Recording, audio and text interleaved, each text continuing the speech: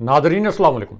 बराह रास्त मैं हूं इब्राहिम राजा और आज हम आपको army chief general Asim Munir PTI के सुनामी जलसे के बाद आने वाले एक हैरानकुन ट्विस्ट, एक हाजिर सर्विस जनरल और एक खातून, अल जजीरा और अरब न्यूज़ की पाकिस्तान के सबसे बड़े और सबसे मकबूल लीडर इमरान खान साहब के मुतल्लिक दो हैरानकुन रिपोर्ट्स और जनरल फैज़ हमीद के मुतल्लिक 4 बड़ी ब्रेकिंग न्यूज़ से आगाह करेंगे।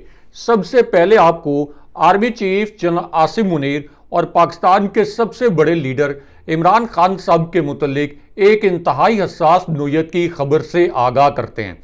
ये खबर पाकिस्तान के सबसे बड़े न्यूज़ चैनल ने नशर की है। यही खबर पाकिस्तान के सबसे बड़े अंग्रेज़ी और उर्दू अखबार ने शाया भी की है और फौजी ज़राए से आने वाली इस खबर में इमरान खान साहब को मुकम्मल तौर पर बेकसूर और बेगुनाह करार दिया गया है। इस खबर के दो नुकात मुख्तसरन आपके सामने रखते हैं। इस खबर के पहले नुक्ते में फौजी क़यादत यानी army chief general Asim Munir का रेफरेंस दिया गया। इसी खबर में इमरान खान साहब का हवाला भी दिया गया।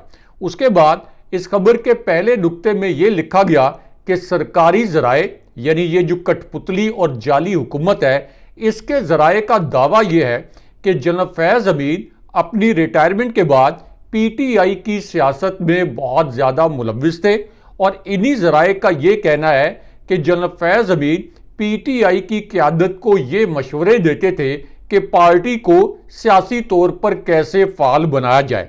उसके बाद इस खबर में इस जाली हुकूमत के ज़राए को बुनियाद बनाकर ये लिखा गया कि जनरल फैज़ हमीद और इमरान खान साहब के दरमियान जेल के अमले के कुछ अरकान ऐसे थे जो कि मुख्तलिफ चैनल्स के ज़रिए राब्ते में थे। यानी तासुर ये दिया गया कि जैसे साबिक डिप्टी सुपरिटेंडेंट अडयाला जेल, जिनको उनके घर से अचानक लापता कर दिया गया था, अभी तक वो लापता हैं। उनकी बाजियाबी के लिए हाई कोर्ट में एक पटिशन भी दायर की गई है, लेकिन उनकी एहलिया के मुताबिक उनको धमकियां दी जा रही हैं कि ये पटिशन वापस ले लो, पाकिस्तान की अदालतें हमारे खिलाफ कोई फैसला नहीं दे सकती। अगर आप ये पटिशन वापस नहीं लेंगे तो आपके ख़ानदान के दीगर अफराद को भी निशाने इबरत बनाया जा सकता है। अब इस पूरी सिचुएशन में इसी खबर के दूसरे नुक्ते में ये कहा गया कि इस जाली हुकूमत यानी इस हुकूमत के ज़राए का कहना है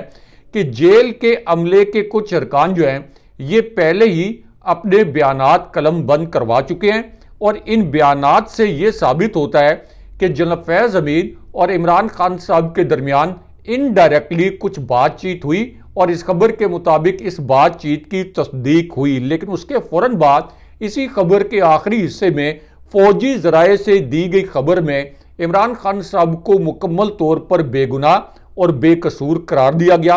वो कैसे, ये मैं आपको मुख्तसरन बताता हूँ।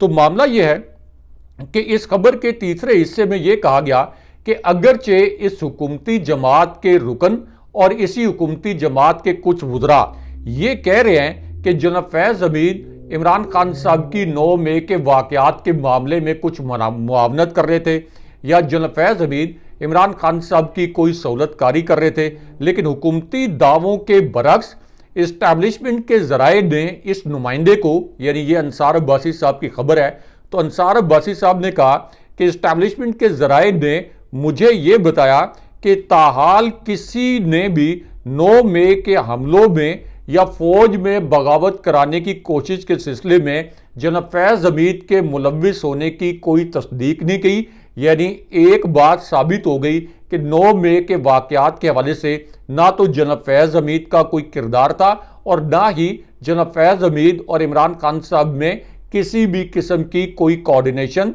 या कोई आपस में राब्ता था। उसके बाद इस खबर का आखिरी हिस्सा भी दिलचस्प है। इस खबर के आखिरी हिस्से में लिखा गया कि इमरान खान साहब ने जनरल फैज़ हमीद की गिरफ्तारी से खुद को अलग करते हुए ये कहा कि अगर जनरल फैज़ हमीद और मेरे खिलाफ 9 मई के हवाले से कुछ सबूत मौजूद हैं तो मैं खुद कहता हूं कि इस पर एक जुडिशल कमीशन बनाया जाए। और इमरान खान साहब ने यह भी कहा कि जब से जनरल फैज़ हमीद को DG ISI के ओहदे से हटाया गया उसके बाद से वो जनरल फैज़ हमीद से राब्ते में नहीं रहे और खान साहब ने यह भी कहा कि रिटायरमेंट के बाद तो जनरल वैसे भी जीरो हो जाता है। लेकिन यहां पे एक इंतहाई हसास नोयत की खबर यह भी है कि जब army chief general Asim Munir की तकर्री हुई थी तो उस वक्त जनरल फैज हमीद ने रजाकाराना तौर पर रिटायरमेंट ली थी। उनकी रिटायरमेंट जो है ये अगले साल अप्रैल में होनी थी, यानी अभी वो 5 माह तक अपनी मुलाजमत जारी रख सकते थे। और अगर वो अपनी मुलाजमत एक लेफ्टिनेंट जनरल के तौर पर जारी रखते तो उनकी आखिरी अपॉइंटमेंट कोर कमांडर बावलपुर के तौर पर थी, और अगर उनको GHQ बुला भी लिया जाता तो तब भी एक लेफ्टिनेंट जनरल के तौर पर उनका फौज के अंदर एक असर रसूख होता। और वो अगर इमरान खान साहब की सहूलतकारी करना चाहते तो उनके लिए बेहतर ऑप्शन ये था कि वो रिटायरमेंट ना लेते। इसलिए अब ये बयानिया कि जनरल फैज हमीद इमरान खान साहब की सहूलतकारी कर रहे थे, ये मुकम्मल तौर पर दम तोड़ गया। लेकिन यहाँ पे एक हाजिर सर्विस जनरल और एक खातून के मुतल्लिक एक बड़ी ब्रेकिंग न्यूज़ से आपको आगाह करते हैं। इस ब्रेकिंग न्यूज़ से जुड़ी एक वीडियो सोशल मीडिया पर वायरल हो चुकी है और इस वीडियो ने सोशल मीडिया पर बड़ा तहलका भी मचाया है। तो ये जो खातून की वीडियो वायरल है, इस खबर के दो नुकात मुख्तसरन आपके सामने रखते हैं। तो मामला ये है कि इस वीडियो के पहले हिस्से में ये देखा जा सकता है कि ये जो खातून है वो ये कहती हैं कि मुझे धमकाया गया, मुझे कहा गया कि तुम्हारा दिमाग तो खराब नहीं कि तुम एक हाजिर सर्विस जनरल से पंगा ले रही हो।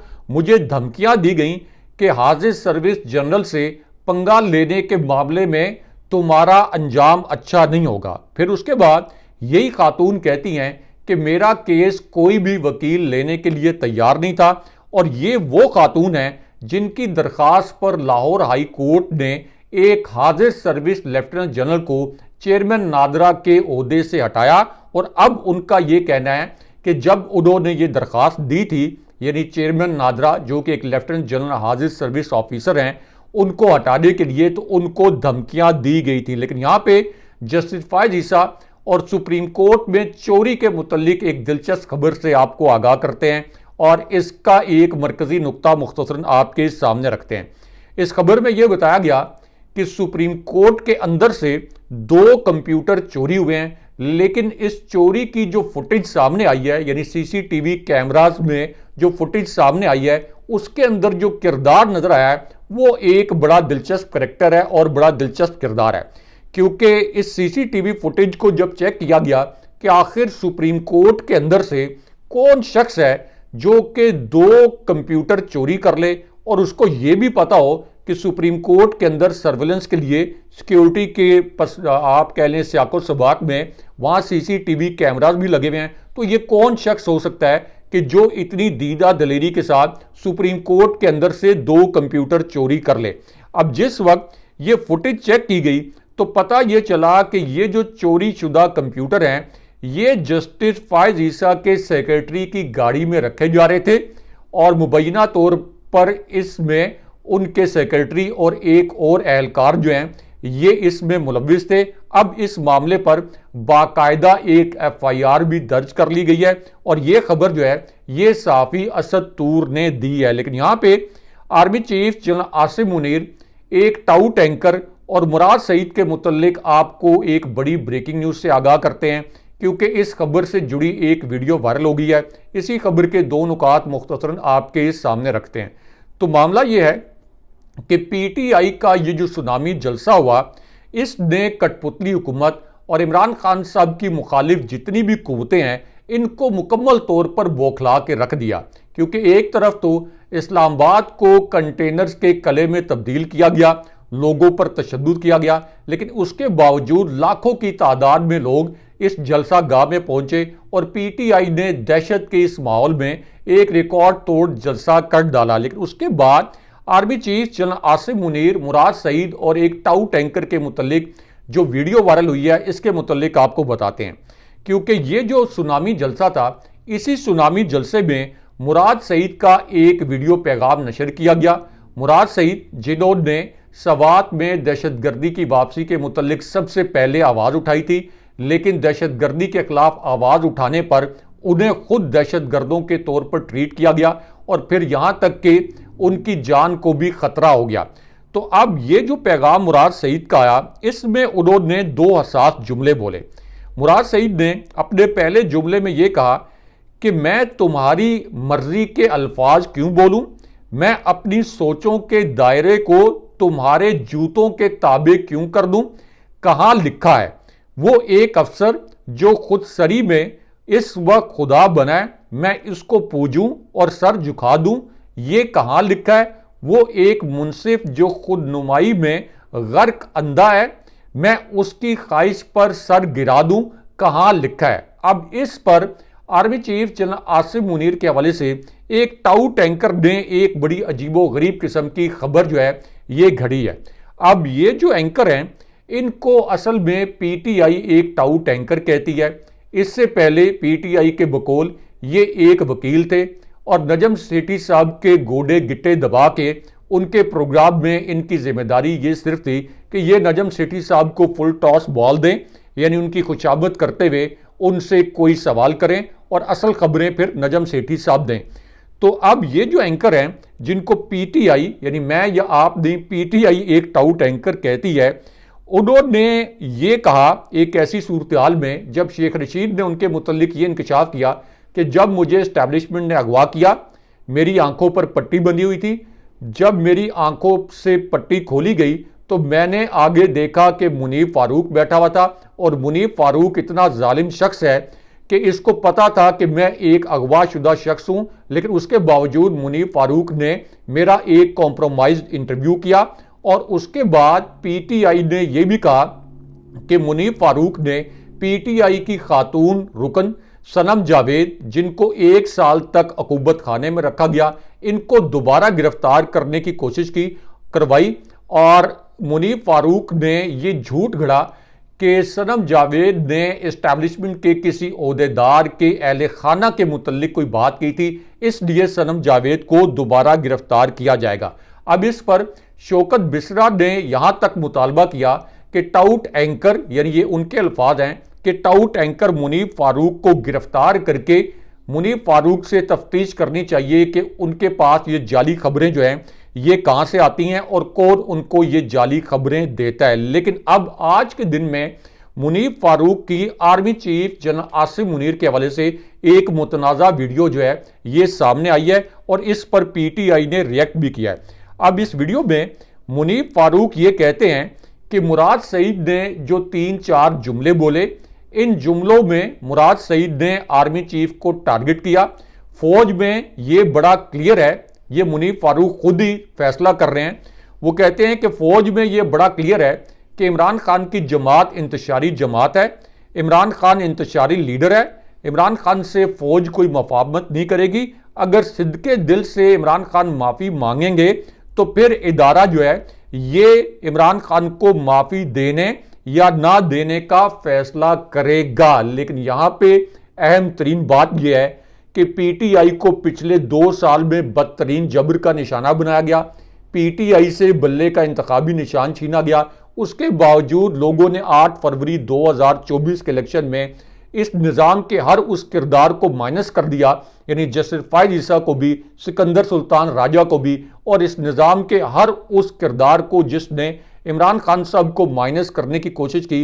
लोगों ने, अवाम ने वोट देकर उन तमाम किरदारों को माइनस कर दिया और अब ये जो 8 सितंबर का जलसा हुआ इसमें एक मरतबा फिर इमरान खान साहब के तमाम मुखालिफ किरदार जो हैं ये अज खुद माइनस हो गए। इस वजह से अब सोशल मीडिया पर मुनीब फारूक के खिलाफ एक ट्रेंड भी चल रहा है। लेकिन यहाँ पे इमरान खान साहब के मुतल्लिक अल जजीरा और अरब न्यूज़ ने जो 2 तहलका खेज रिपोर्ट्स की हैं, इन दोनों तहलका खेज रिपोर्ट्स के मुतल्लिक आपको बताते हैं। तो मामला ये है कि अरब न्यूज़ और अल जजीरा की ये जो मीडिया रिपोर्ट्स हैं इनमें यह कहा गया कि पीटीआई का जो 8 सितंबर का जलसा था, इससे पहले जो पीटीआई के कारकुन थे और पीटीआई के रहनुमा, इनके घरों पर क्रैकडाउन किया गया, इनकी बड़े पैमाने पर गिरफ्तारियां की गई। उसके बाद इस्लामाबाद की इंतजामिया ने जलसे के लिए पीटीआई और इस्लामाबाद की इंतजामिया के दरमियान जो मुआहिदा हुआ था इसकी खिलाफ वर्जी करते हुए कंटेनर्स का एक पहाड़ भी खड़ा किया, लेकिन इसके बावजूद लोग इमरान खान साहब की मोहब्बत में ये तमाम रुकावटें तोड़कर जलसा गाह में पहुंच गए। ये अल जजीरा और अरब न्यूज़ ने अब अपनी मीडिया रिपोर्ट्स में बताया। लेकिन यहाँ पे DGISPR के मुतल्लिक एक दिलचस्प खबर और इसी खबर से जुड़ी एक वीडियो वायरल भी है। अब इस वीडियो में PTI के रहनुमा आमिर मुगल जो हैं, उन्होंने ये कहा कि DGISPR ने ये कहा था कि जिस तरफ हमारे आर्मी चीफ देखते हैं 7 लाख फौज उसी तरफ देखती है। तो मैं एस्टैब्लिशमेंट को ये बताना चाहता हूं कि जिस तरफ chief of Awami staff Imran Khan देखते हैं 25 करोड़ अवाम उनकी तरफ देखती है। लेकिन यहाँ पे फौजी क़यादत और अली अमीन गंडापुर के मुतल्लिक एक बड़ी ब्रेकिंग न्यूज़ और एक बहुत बड़ा और अहम नोयत का इंकशाफ। अडियाला जेल अचानक कौन पहुंचा और अडियाला जेल में फ़ोन कॉल इमरान खान साहब के साथ मिलाने के लिए किसने मिन्नतें की, इसके मुतल्लिक 2 किरदारों के हवाले से बड़ा अहम इंकशाफ हुआ है। अब ये इंकशाफ एक ऐसी सूरत हाल में हुआ जब 22 अगस्त के सुनामी जलसे के हवाले से अचानक अली अमीन गंडापुर से हंगामी राब्ता किया गया। इस राब्ते के मुतल्लिक खुद अली अमीन गंडापुर ने यह इंकशाफ किया कि उनसे ये राब्ता इस्टेब्लिशमेंट ने किया था। इस्टेब्लिशमेंट ने अली अमीन गंडापुर से दरख्वास्त की कि हम आपकी फ़ोन कॉल इमरान खान साहब से मिलवाते हैं और आप इमरान खान साहब से दरख्वास्त करें कि 22 अगस्त का जलसा मुलतवी कर दें और फिर इमरान खान साहब की मिन्नतें करने के लिए आज़म सवाती जो हैं उनको एक दरख्वास्त की गई कि इस्टेब्लिशमेंट का एक पैगाम खान साहब को पहुँचाएँ। अब इस पूरी सूरत हाल में जब अली अमीन गंडापुर ने यह तस्दीक की कि उन्हें इस्टेब्लिशमेंट ने इमरान खान साहब से दरख्वास्त करने का पैगाम पहुँचाया था, तो इसी सिचुएशन में अब अली अमीन गंडापुर ने 2 बड़े इंकशाफात किए हैं। अली अमीन गंडापुर ने कहा कि मुझे 9 मई से पहले गिरफ्तार किया गया था। मुझसे इमरान खान साहब के खिलाफ बयान दिलवाने के लिए जो तशद्दुद किया गया वो मैं कौम को अगले जलसे में बताऊंगा। 9 मई से पहले मैंने उनकी आंखों में यानी इस्टेब्लिशमेंट के लोगों की आंखों में इमरान खान के लिए नफरत देखी। 9 मई एक बहाना है, असल में इमरान खान निशाना है। उसके बाद अली अमीन गंडापुर ने एक बड़ा ऐलान किया। उन्होंने कहा कि इमरान खान साहब के खिलाफ तमाम बोगस केसेस खत्म हो चुके।